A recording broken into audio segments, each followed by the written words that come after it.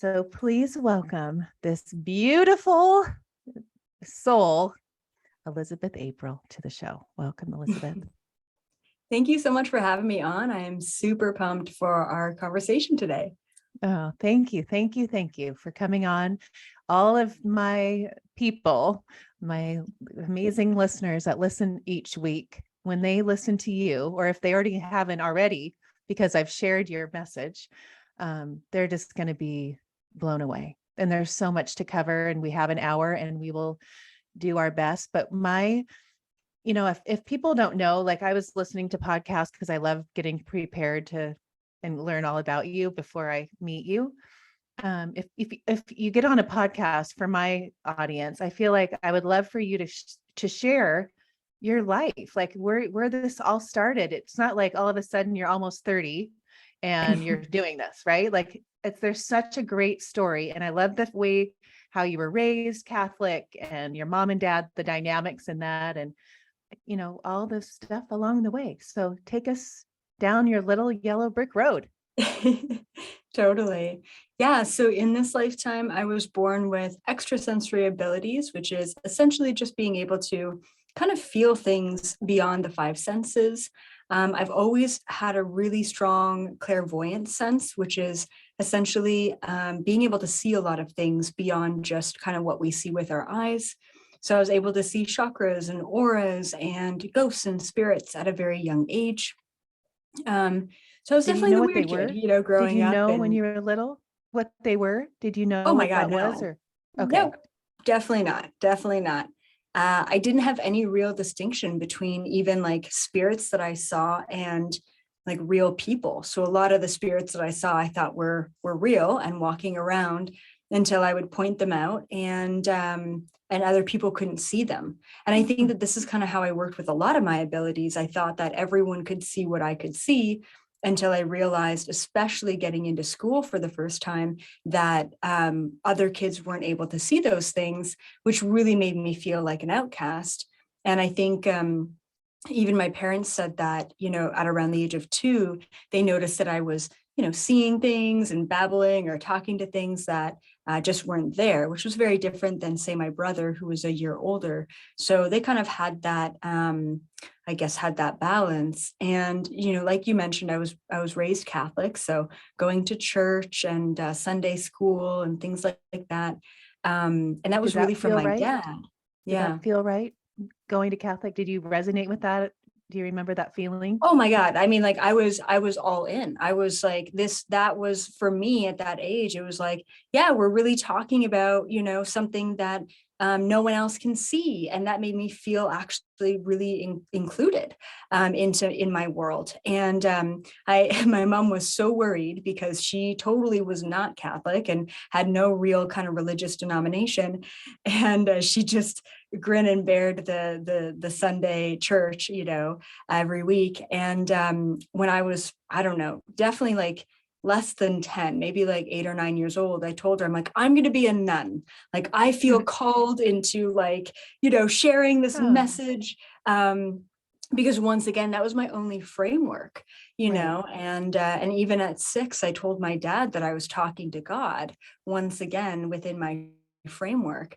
And he's like, oh, really? Tell me, what was God telling you? What was God saying?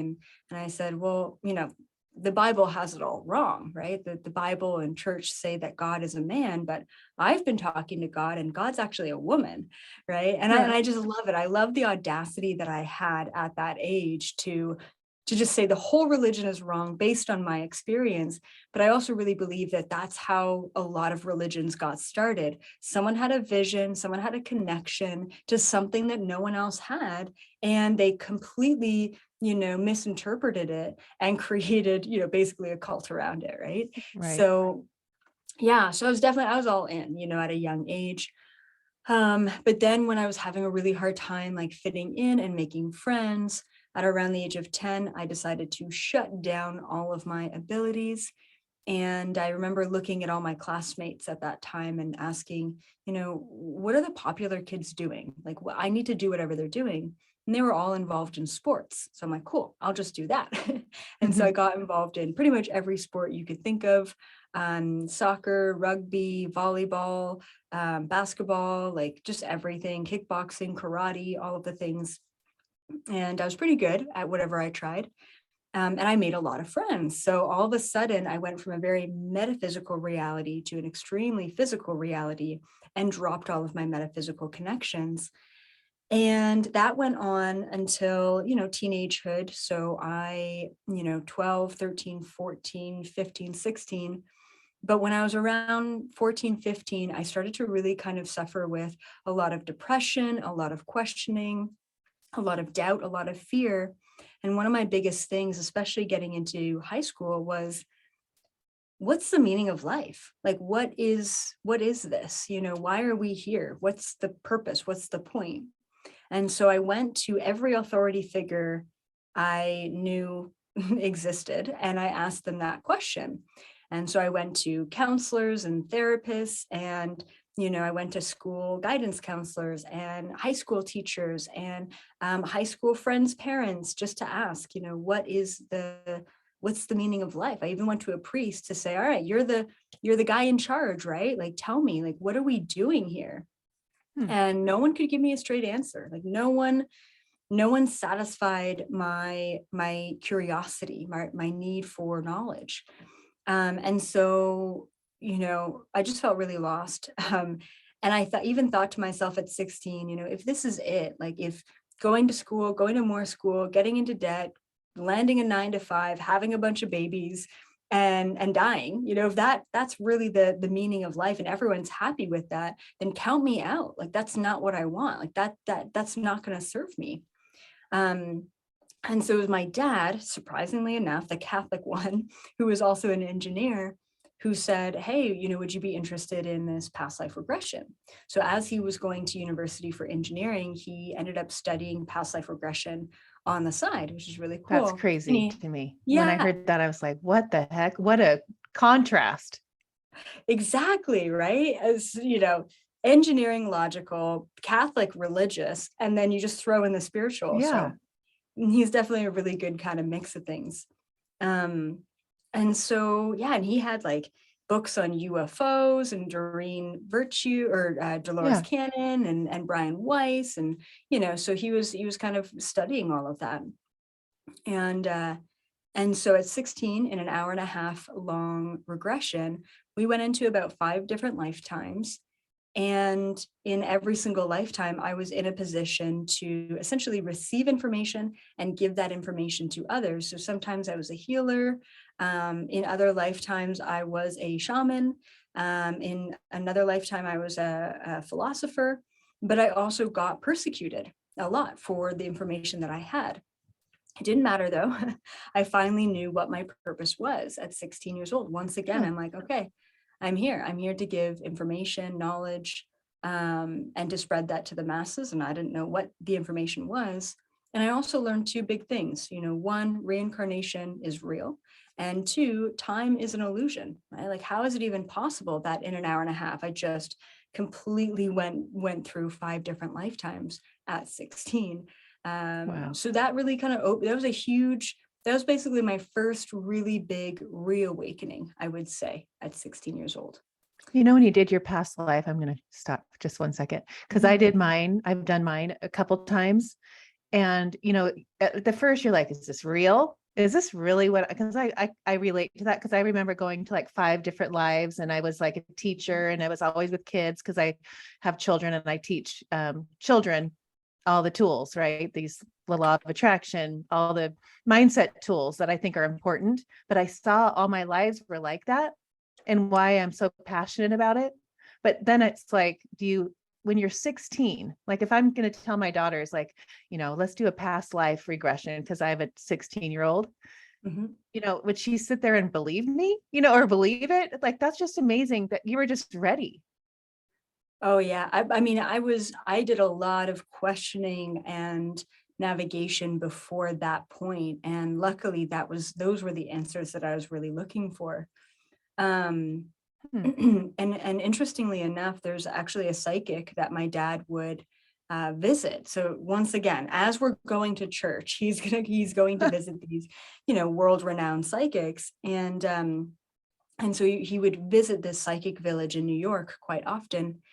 And when I was just born and my brother was 1 year old, they went to the psychic, and the psychic couldn't pick up on much from my brother. And my mom actually always had a fear that my brother was going to pass away early because she just couldn't really see a big future for him, which is fine. I don't think that's the case. And I've seen him live a very long life, and he's still around, which is great. But what she said about me, which was so cool, she's like, your daughter, she's going to help a lot of people in her life, and she's going to be like the next Mother Teresa for this planet. Which I don't actually Wow. mention really ever in any interviews or videos, just because, it's a big statement. And I think Mother Teresa was kind of corrupt at the end, but yeah, so my parents kind of always knew from the get-go, from like really right when I was born, that I was going to make some sort of impact. And my mom brings that up, and she's like, wow, I can't believe how right on the mark this psychic was about, your Huh. future and the impacts that you're going to make. So I think that was pretty cool too. Oh, that is so cool. Okay. Mhm. So keep going. So, I mean, I know the story, but I want everyone to hear it. so then I go off to university at 18. And, I don't really believe in the education system at all, but I'm actually really grateful for the space that university gave me to get away from home, but not really to enter into the real world right away. And so the first year of university, it was like, finally, I found my freedom. I started doing a massive amount of art, and just kind of stepping back into my creativity. And then all of my psychic and spiritual abilities started coming back, because I think I was living on my own and I had that kind of freedom to explore. And what I ended up doing was I took my dad's past life regression notes from his notebook, and I ended up copying them into my own notebook. And so when I went away to university, I kind of used past life regression as a way to make friends. So I'd be like, hey, you in my poli-sci class, you want to know something cool? Like, do you believe in reincarnation? Have you ever thought you lived before? Do you think you're an old soul? And if they were even slightly interested, You're I'd all do a past life excited. regression on them. Yeah. And so that's how I made friends, and I started doing regressions myself, and that was fantastic, because now I got to observe people going through different lifetimes and take them on that journey of discovery. It didn't really feel like it impacted most of them like it impacted me at the time. I'm not sure why, but at a certain point in time, I realized that I wasn't able to fully regress everyone. In that way, they weren't able to fully let go of their attachment to this reality and this identity. So I started to ask myself, is it possible for me to essentially regress myself, put myself into a trance-like state, and tap into their lifetimes and their Akashic records and their information? So I started doing this. And yeah, it took me a while. It took me like 30, 45 minutes of just sitting there, meditating, sweating, because I had this person in front of me. And then Wow. finally just picking up on the tiniest bit of information. And so that's kind of how I started bringing my abilities back. I started doing a lot of lucid dreaming work, astral traveling, remote viewing work, telepathy, even really exploring things like telekinesis. Yeah, and I was interested in things like spirit guides as well. And of course, reviewing as many past lives of my own as possible. And so one of the past lives that I had was, I was a man, a yogi in Burma. And I studied this technique, this meditation technique called Vipassana. So I ended up looking it up, and it turns out there was a Vipassana center like 2 hours away from my university. So I'm like, oh my God, I have to go. So I packed up my things, I took my bag, and it's this 10-day silent meditation retreat. And so on the second night of this silent meditation retreat, I ended up getting like full on consciously abducted by interdimensional beings right out of my bed. And it was really scary, and so that was kind of I always call it like my second greatest awakening or reawakening, to understand that, oh my goodness, aliens are real. They're here, they're interacting with us. So what does that mean? Who are we? Why would they even bother with us? And what are they doing when they take us?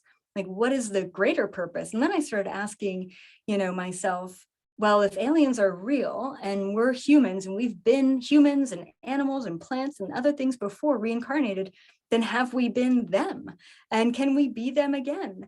And so I started doing off-planet past life regressions and discovering that whole world. And shortly after that abduction, I was contacted by the Galactic Federation, which is something that I'm very known for today.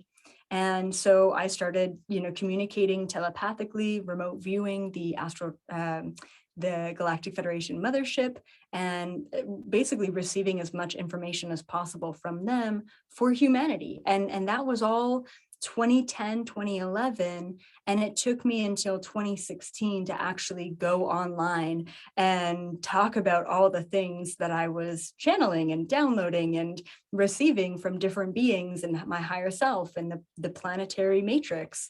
And so, yeah, and so since then, it's just been a journey of unpacking, unraveling, navigating all of that great stuff to get me to this point now where I feel like I've got a pretty comprehensive view of the bigger picture. Not that I'm ever even going to be close to having it all, but I feel like all of my curiosity for so many years has been quenched a little bit at this time.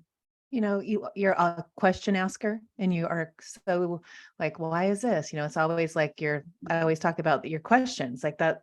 What you just reminded me, like, you're always like, I'm going to go up to the Galactic Federation and ask, channel there, but go to where you got abducted, you see the actual being, the alien, the Galactic Federation, what species? What do you call them that came to get you, that abducted you?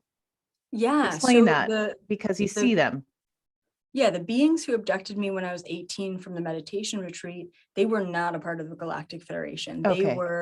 They were some pretty dark beings, actually. They were considered tall whites. And now what I know about the tall whites is they have a lot of contracts with the government. So they basically exchange their technology for government information and for the ability to abduct people. So it's kind of like the government says, yeah, you're allowed to abduct 30,000 people a year in our country or whatever, and in exchange they'll kind of pass along their technology. So they essentially just abducted me, just to track me, just to observe me, just for curiosity. But I think I was a little bit more aware than most of their abductees, and I was able to kind of detach from from their watchful eye in a sense. And I also know that I was supposed to have a very fear-based abduction or experience with ETs right off the bat, to help me have compassion for other humans who have been abducted, who feel really fearful about aliens and ETs, because most of my experiences with them have been really pleasant, like really, really beautiful. So I know that I had to have that sort of experience in order to understand the full picture of the abduction experience. But so when you explain an abduction, like, yeah, it sounds fear-based, right? Like that would be scary. But when you talk about it, it wasn't, you didn't have that fear because you were sharing a room. It was a silent retreat. You couldn't talk about it. You had a sheet between you and your roommate. Mhm. And she's asleep. And you explain, like, can you explain that? Because I can't even picture, are you floating up into the sky? Like, where are you going? Yeah, for sure. So I woke up in the middle of the night and at the silent meditation retreat, and there was like this giant head hanging over me. And I thought it was my boyfriend at the time. It was the second night. So I honestly just thought I was still at home. And I also got woken up. So I was kind of in dreamland. And then the next thing I know, I was being pulled out of my bed. I had one of the beings on my left foot. I had one of the beings on my left arm and one of the beings on my right arm, and they were carrying me. And I remember looking down and seeing my right leg dangling as they took me out of the room and into the hallway. The only part of the abduction that I don't remember is how we got from the hallway up to their ship and then up to their ship back into my bed. I don't know if it must have been a teleportation thing, because you always imagine abductions kind of being beamed up. And because I was so aware and I could see everything, you would think that I would see myself floating from the hallway, but I just didn't see that. The next thing I knew, I was sitting in this metal chair in one of their rooms. It was a very small room. And there was about 6 or 7 of these tall, white, kind of gangly type beings in front of me. They were just observing. And the fear that I felt was so intense. Now I understand that the tall whites have an ability to release the chemical compound. I think it's like cortisone or something, cortisol or something. Cortisol. Yeah. And it's like basically like the fear chemical. So Right. The there, stress and hormone. Yes. yeah, and I just, yeah, the anxiety, the fear, I just kept thinking to myself, like, this fear isn't my own. This fear isn't my own. Like, the whole thing was scary. Yeah. The whole Okay. thing was scary, but you know, I knew that the feeling that I had was not mine. I knew that they were creating that in me. And so then, you know, that there was this machine off to the right. And this machine kind of basically like put something in my right ear. I could only see out of my periphery. I couldn't speak. I couldn't move. They definitely, you know, paralyzed me or drugged me. I don't know. And then that's it. The second this thing went into my ear, I was back in my bed. I was paralyzed for probably 15, 20 minutes. I couldn't move. And then when I finally was able to get up, I went to my ear and it was bleeding. So that, for me anyway, was the physical, tangible proof that, oh my God, something did happen, which freaked me out even more because it'd be better if it was just a dream. And yeah, and that's kind of what happened. So it was really scary. It wasn't pleasant at all. They weren't pleasant beings, you know. And I know I needed to have that experience. Right. So when does the Galactic Federation come in? Like where does that part? Because when you talk about that a lot, like that's a big part of your thing. And it's when I understand now doing, learning about what the Galactic Federation, you channel that. And that's a Yeah, so about positive. 3 months. Okay, go. Yeah. So about 3 months after that abduction, I was hanging out with my friends in my living room at my student house, and I started feeling really dizzy, really out of body. And I knew that was a sign that I needed some grounding. So I excused myself from my friends and I said, hey, I'm just going to go lay down for a second. I went into my bedroom and I sat down on the bed and I closed my eyes. And I was just doing some grounding techniques. But the second I closed my eyes, there was this like 7-foot tall, really good looking male being. And he was just in his astral body, just a pure white light body. And he came into the room from the corner of the room. And it was so weird for me. Like at this point, I was very familiar with astral traveling and remote viewing, but I never really interacted with other astral bodies in my astral travels. It just wasn't a thing. So I remember opening my eyes and he was gone. And then I closed my eyes and he was there. Open my eyes, gone, close my eyes, there. So I'm really just blinking at this interdimensional being at this point, right? Okay. And I obviously realized that when my eyes are closed, my third eye is open. So I was able to see things in that way. And I actually created this from a very early age because I would walk around and I would see everything in the astral realms with my physical eyes, and it would be way too overwhelming for me. So I kind of made this deal with myself. If I'm going to tap back into this realm, I'm doing it on my own terms. And I do it when I set the intention and I close my physical eyes and I choose to open that third eye. I'll see whatever's around.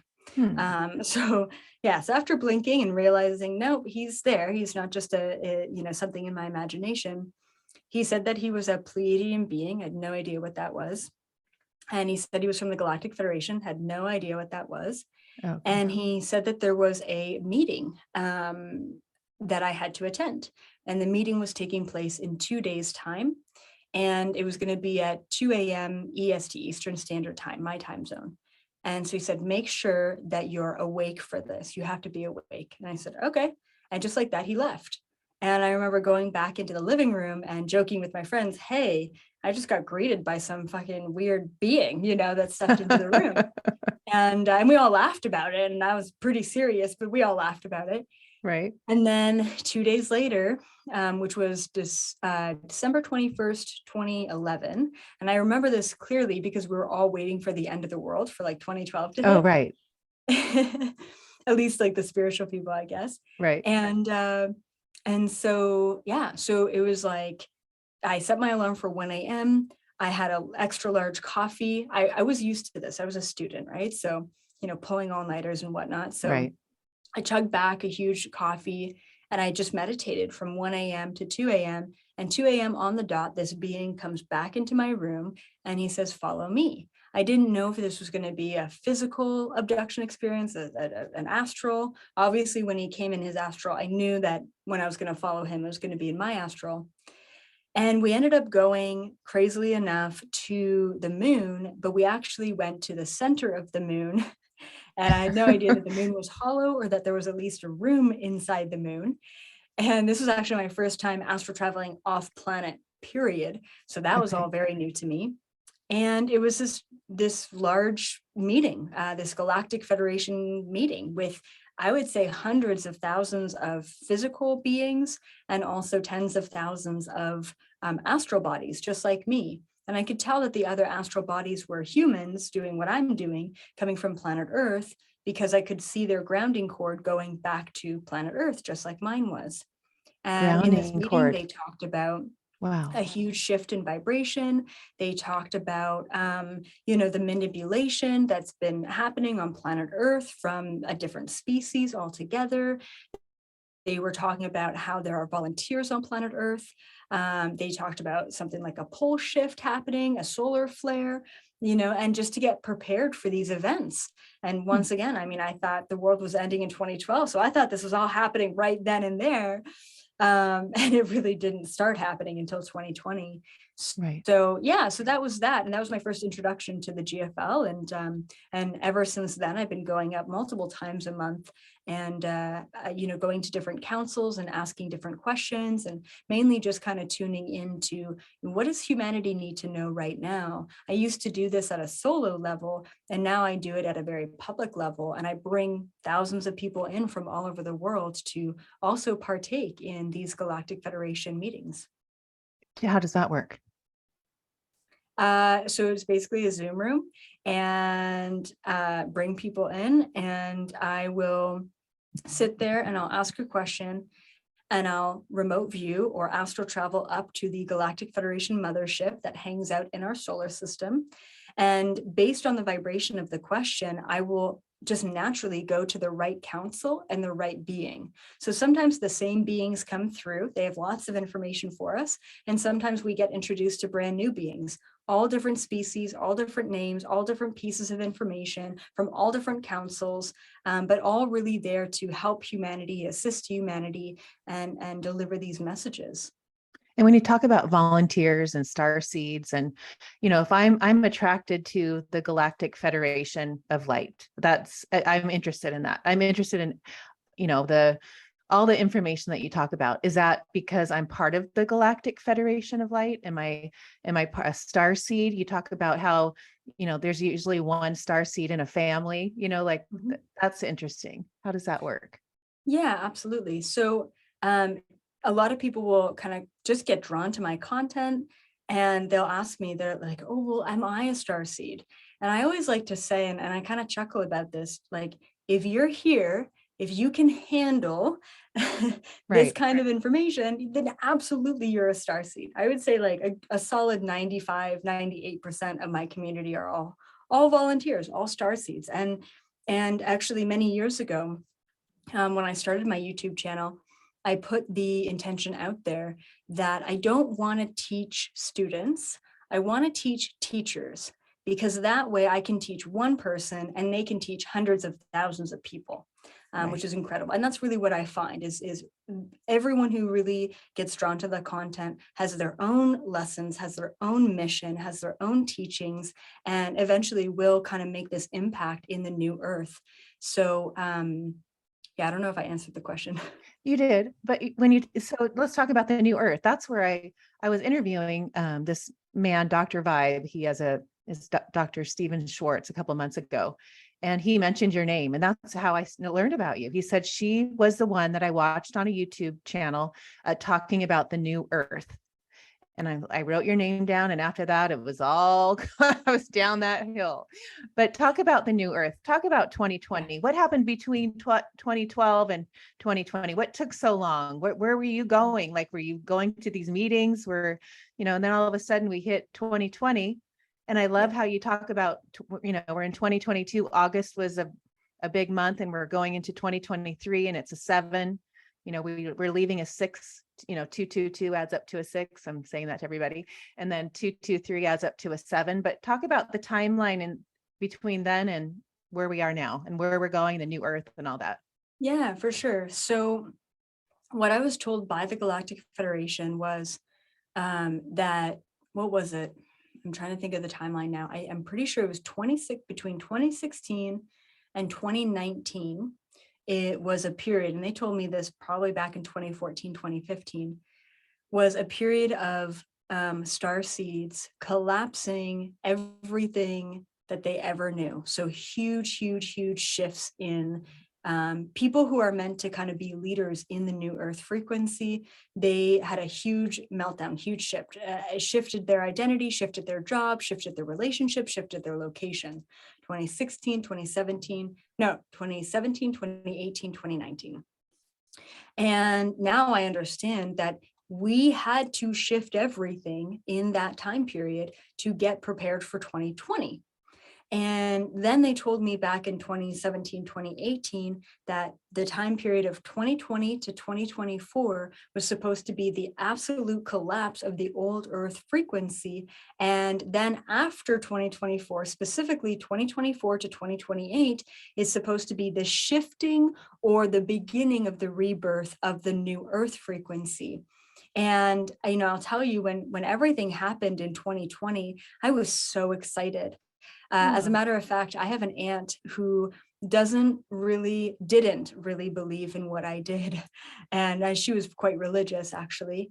And at Christmas in 2019, I made a statement at the Christmas table. I said, something's going to happen in 2020 that's going to change the world forever. Wow. And she told me, like, a year later, she's like, I went to bed and I said, no way.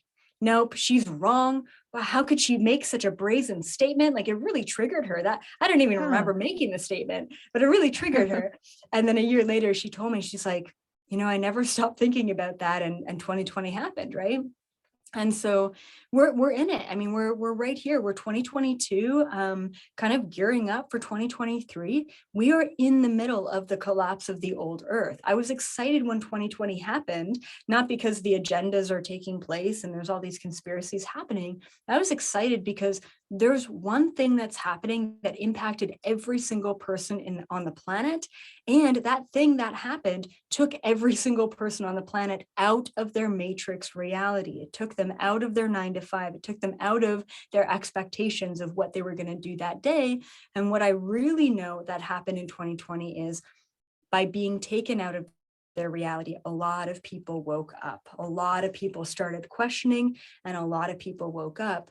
And so now, we're really gearing up for end of 2024, moving into 2025. We're going to start to really see a lot of solutions for pollution, the environment, the animals, solutions for things like coal or lumber or free energy technology, solutions for finance that serves everyone, solutions for the education system, 5D frequency, or the new earth. The new earth is all about stepping into a realm, a place where, it's not 1 versus 99%. It is equality. It is unity. It is respecting every conscious creature on the planet, like we should be respecting ourselves.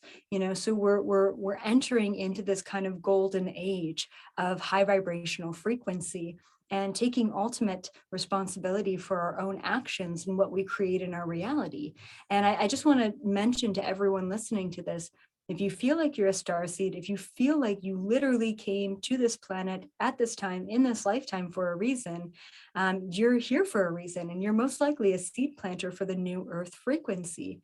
And I just want to say that you don't have to wait for the entire planet to shift in order for you to shift into your best possible life first. As a matter of fact, you should be shifting into your best possible life first in order to help the rest of the world. So a lot of the latecomers of the teachers, the New Earth teachers, really started to go through their awakening 2020 to 2024. Because I'm just waiting for the rest of the planet to catch up and have a giant ego death so that we can really enter into that golden age of unity. Will that So happen? it's I mean, okay you if think you're everyone shifting will into. have an ego death? It will Mhm. be that? Well, everyone will. Those people that still live in 3D? Yeah, I mean, it's really tough to say. Like, one of the things that I talk to the Galactic Federation a lot about is what are the agendas happening right now? Like, what are the shadow governments planning? That's part of it. But also, what are the highest contracts for planet Earth? And one of the things that they've told me since 2011, since the get-go, is that there's got to be huge shifts that take place on planet Earth that affect every citizen of the world. And obviously, everything that happened in 2020 did that, but not Right. everyone woke up. A lot of people did, but it wasn't enough people. So, two of the biggest things right now that are major possibilities for the next 2 years is either a major financial collapse. We see it. I mean, it's happening. I've said that it's happening for a while. It's finally here. And then the other thing that could potentially happen is a solar flare, which basically would potentially wipe out the whole electrical grid system of the planet. And it wouldn't be permanent, but it would be a time where we would be pushed into going within and raising our consciousness rather than being on our phone and being stuck in distraction. Huh. So solar flare meaning no electricity, that kind of thing? What does that mean? Yeah, it would basically shock the whole, like, what is it called? Like, it's like electrical feedback. Like, it would short circuit pretty much everything. Um so yeah, we wouldn't have electricity for a while. And it's a real threat. I mean, even scientists say it's a real threat. And we see the Schumann resonance spiking, we see the electromagnetic frequency increasing, we see solar flares, solar storms happening all the time. Hmm. And essentially what that does is it increases the electromagnetic frequency on the planet. We are electromagnetic beings, therefore our vibration increases as the vibration of the planet increases. Therefore, we're forced into a higher state of being. Um, and hopefully, if that does end up happening, we start to really look at free energy technology, which is what Tesla had many, many years ago. And that doesn't require wires or circuits or breakers or any of that. It's just utilizing the electromagnetic field in the air. So we have to kind of it's got to get worse before it gets better. Right. You talk about Tesla, but Elon Musk, you mentioned like he's some kind of like a hybrid of because of all that he knows, the technology that he brought from a different planet. How do and then you talk about other celebrities that like Kanye West, Justin Bieber, Angelina Jolie, how you see them? Are you just see them and you could tell they're like a part of what? Tell me that. Yeah, so there are definitely a lot of celebrities, politicians, influential figures, not all of them for sure, but there's a select few who are a part of, reptilian hybrids who are here to lower the vibration and create distraction and create manipulation and those kind of things. So that's where like Justin Bieber or Beyonce or, these other people that other people idolize, right? Are kind of skewing the masses or distracting. And that's like a whole conversation. But Elon Musk, I haven't been able to really kind of pin down as far as what his vibration is like. And I'm not able to even like look at his vibration because he's so protected. A lot of the Hmm. other celebrities, I'm able to see this like giant reptilian entity basically that's attached to them. But Elon, part of me is like, wow, like he is here to change things. Like he is absolutely pushing us into the next level of what humanity is capable of. And then part of me is like, that's a lot of power for one man to yield. And is that power being manipulated, or does he have a chance to be manipulated? So I don't have the down low on Elon yet, but for right now, my interpretation is I'm really, really grateful for him in a lot of ways. Huh. So when you talk about the reptilian brain and that's fight or flight, like we're moving on to, we're moving away from that. And I also want to talk about hybrids. Like we're all hybrids, we're all part of something. Like when you see me, do you say, oh, she's a Palladian or she's a whatever, Arcturian? Do you see that when you look at people? No, I don't. And the reason is because I don't look at anything or anyone without their permission. Okay. I don't channel information without, like, it's a respect thing, basically. Right. And it's also like an overwhelm thing. If I was open all the time, just doing things like walking around or interviews, it would be exhausting. It would be a lot to process all the time because I'm still just processing my human life. Right. Um, but yeah, we definitely are all hybrids. I believe that missing link within our evolution was interdimensional beings coming to this planet and essentially messing with our DNA, probably for their own reasons, but it kind of equated to us being a part of, I believe, 20 plus different interdimensional species.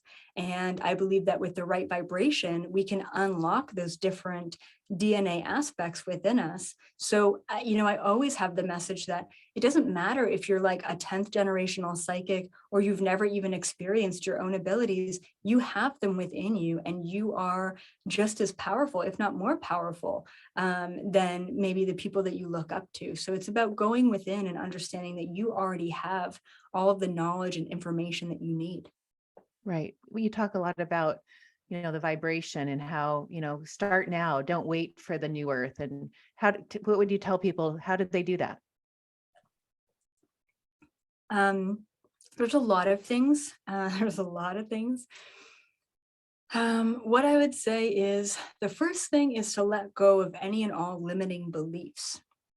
So I'm like, I can't do that, or I'm not good at manifesting, or, really just pay attention to your own thoughts, because I would say, the most powerful thing is anything that we focus on is what we create in our reality. And quantum physics will also prove that fact as well, is that, our consciousness creates this material world.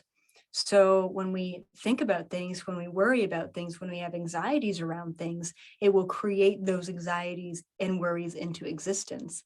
So the first thing is take full responsibility over your life, over what's working, over what's not working, and then choose to change it.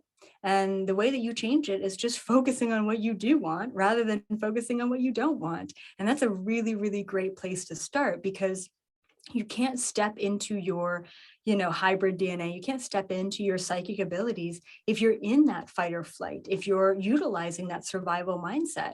You got to get to a place where your bills are paid, where you're manifesting your dream life, where you're moving to a place that feels more comfortable, and all of those things. And then at that point where life is good, you can then say, okay, well, what's next from here? But you shouldn't be tapping into abilities to escape this reality. And that's why you want to make sure that you're aligned before you start on that path. Like neutrality, you call it like being neutral. Yeah, exactly. Because I feel like that now, because I've done a lot of work on limiting beliefs, and I feel neutral. I'm like super, right here. And I teach that. I mean, and I'm a teacher, but not till 2020. In that, I didn't start the podcast till 2020. Yep. And when you're starting to talk about that, these people are coming in, and it's just this natural thing for me. And I see it in these kids where I want these children, but you even talk about like like your age, because you're 30 and I'm 53. So my children are 16 and 13. Are they the crystalline children? Like what children are coming in now? And what will you create? What children are coming? What are the Oh my future? God. Yeah. Yeah. Like, the millennials, there's definitely a lot of star seeds within my generation, the millennials, but Gen Z and then Alpha generation, like it's insane. Like, I just feel like more and more are being born into every generation. Like maybe it was 5% of your generation, maybe it was 25% of my generation, but like as we get into the younger generations, Gen Z, Alpha, you know, it's 50%. Like we've got Oh, a wow. massive amount of starseeds being born who are here to really shake things up, really change the system. And they're really tuned in. Like I always like saying to parents, especially parents of young kids, listen to your kids. Like they've got so much to teach you. And you know, what's really sad is I'll see parents with young kids and the young kids are wearing masks and they've been watching the news with their parents and they're in so much fear. And it's just so sad to see that these younger generations are still being raised by parents who are not taking responsibility, who are not raising their vibration, who are not ending ancestral trauma, and the issues continue. So I just have faith that, you know, based on my upbringing and where I came from, and having parents who weren't that aware, you know, to get to a place now. Like a lot of parents are like, I'm not going to vaccinate my kids. Yeah, as far as like not COVID vaccines, but other vaccines. I'm like, Right. I was all vaccinated and that didn't stop my abilities. I drank milk and ate meat and did all the things, Right. and that didn't stop me. That didn't hold me back. So we have to kind of go from, you know, this almost overly politically correct and like anxiety around what's right and what's wrong, to understand that listen to your children and they will tell you what's right and what's wrong for them. Right. You know, you talk about, eating and, you used to be a vegan and, labels and identities and how I'm a mother, I'm a, Yeah. wife, and, all these different labels that we have within ourselves, or you make a joke about the LGBTQ, like I do too. It's like, geez, come on, people, Yep. just be, that's your message. Like, just get to Yeah. that place where your vibration is here. You're neutral. Nothing Mhm. can, there's no labels. There's no wrong or right. It's all perfect. I mean, I always talk about everything's perfect, right? But tell me your take on that. Because Yeah, you like really I do find have a that good, every label we have is an extra obligation on your reality. So if I wake up every morning and I'm like, I'm a coffee drinker, therefore this morning I'm drinking coffee because that's what I do because I'm a coffee drinker. And everyone knows that I'm a coffee drinker. Every morning you're now obligated to the same routine, drinking the same thing, even if your body's like, whoa, whoa, whoa, I don't want coffee this morning. What are my other options? Is it orange juice? Is it water? Is it tea? Is it turmeric? Is it what is it? You know, there's so many other options we have. So we have to get away from the labels. And ultimately, what we need as old souls is freedom. And what labels do is restrict us. And that's kind of why I've had a really tough time navigating, you know, things like interviews or television appearances, because they're like, okay, so who are you? Tell us who you are. What's your label? right, And that's like, totally. that's how the 3D world interprets me. And I'm like, but I'm not a psychic, I'm not a medium, I'm not an alien expert, I'm none of those things. Like I don't want to be any of those things. I'm just me, and I'm not even Elizabeth April. You know what I mean? So Right. it's been really, really, really difficult to navigate this world that perpetuates labels in order to feel inclusive. When, as a matter of fact, I find that labels are the last thing that make us feel inclusive. It makes us feel separated, you know. And so it's so important that I really think I have so much faith in the Z generations and the alpha generations to take us away from the labels. I mean, they're just being born. They're like, I'm showing up. Look, I'm being whoever I want to be, you know, and I love that. And I totally respect that. So I know that, yeah, I might be in a generation that's leading a charge in a very old earth sort of setting, but that's not going to last forever. We've got tons of these kids who are just showing up and refuse to be labeled. And that's Right. important. Right. What's your, like, and once we get past 2025, I mean, my girls will be done with high school. Presley will be done in like 2027, I think. Mhm. So, where are we going, and what do you see life to be like? Just love, and like the hippies, like going back to like the like the 60s, like this amazing, like like going back to where life is just all love. There's no fear. Is there still going to be contrast, or are we moving away from that? Because polarity is all why we chose to be human Yeah. and why we came into this body, right? Mhm.